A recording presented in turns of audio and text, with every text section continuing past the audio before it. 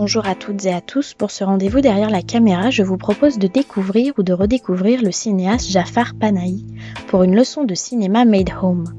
Mais avant cela, je vous propose un petit plongeon dans l'histoire du cinéma iranien. Alors que l'Iran se place en pionnier du genre cinématographique au Moyen-Orient avec des premiers films sortis dès le début du XXe siècle, le pays se retrouve depuis 35 ans en état d'exil culturel. Très vite, le cinéma est devenu un art de cour, puis de propagande, et en 1979 se pose la question du statut de la culture et de l'art.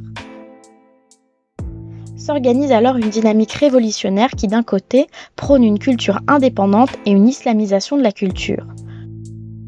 Le 21 mars 1980, l'ayatollah Khomeini avait d'ailleurs déclaré « Il faut briser les idoles intellectuelles qui viennent d'ailleurs. Quand un pays veut envahir un autre pays, il commence par la culture. Il nous faut une nation, une université et une culture indépendante. Nous n'avons pas peur d'une invasion militaire ni d'un blocus économique, mais nous redoutons la dépendance culturelle. » Pourtant, dans les années 1960, naît une sorte de nouvelle vague du cinéma iranien. C'est le début du cinéma moté-favette ou cinéma dit différent. Il apparaît comme un contre-pouvoir à la politique du Shah dont il est l'antithèse en montrant la misère et les difficultés du pays à s'intégrer économiquement et culturellement. Les réalisateurs du monde arabe du siècle dernier comme Forough Farrokhzad ou Dariush Merjouishki s'inscrivent dans ce mouvement et ont beaucoup inspiré Jafar Panahi. D'ailleurs, on retrouve cette ambivalence entre fiction et documentaire dans nombreux de ses films. Pour en revenir à notre réalisateur, il est comme nombreux cinéastes de son pays en manque de liberté d'expression.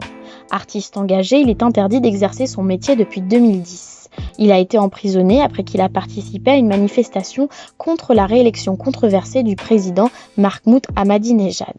Pourtant, cela ne l'a pas arrêté. Il innove et crée son propre cinéma. Jafar Panahi cherche à faire réfléchir ses compatriotes sur la vie qu'ils mènent en Iran, mais aussi à alerter le reste du monde sur les agissements du pouvoir en place. Derrière les barreaux de la prison, il réalise un film à l'iPhone, et puis, quelques temps plus tard, depuis son appartement, il réalise Ceci n'est pas un film. Dans le même contexte, il sort Close Curtain qui rafle l'Ours d'argent à Berlin en 2013. Empêché de sortir d'Iran pendant 20 ans, il n'a pas pu tenir son rôle de membre du jury au Festival de Cannes en 2010. La chaise vide avait beaucoup marqué les esprits du monde du 7e art.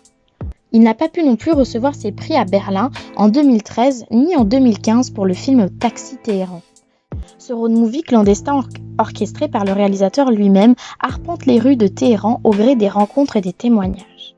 Comme beaucoup de films de Jafar Panahi, il est réalisé sous la contrainte, et donc avec de petits moyens. Le montage est simple, les prises de son sont directes et les angles de vue peu variés se font depuis le même endroit.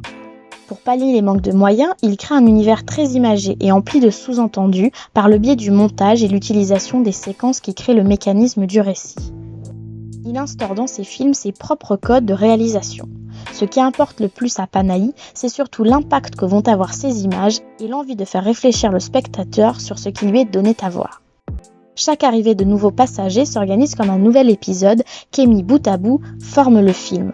Chacun amène son histoire, son récit et donne à voir un nouveau pan de la société iranienne. Entre besoin d'émancipation et tradition culturelle, le Taxi nous offre dans un mélange subtil entre fiction et documentaire le portrait d'une société iranienne déchirée.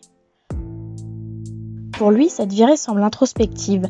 Il veut lui aussi réfléchir sur ce à quoi il assiste. Le film prend alors une dimension autobiographique. Ce que j'aime chez ce réalisateur, c'est sa manière de jouer avec le cinéma et de se l'approprier. Il en fait une arme au nom de la liberté d'expression.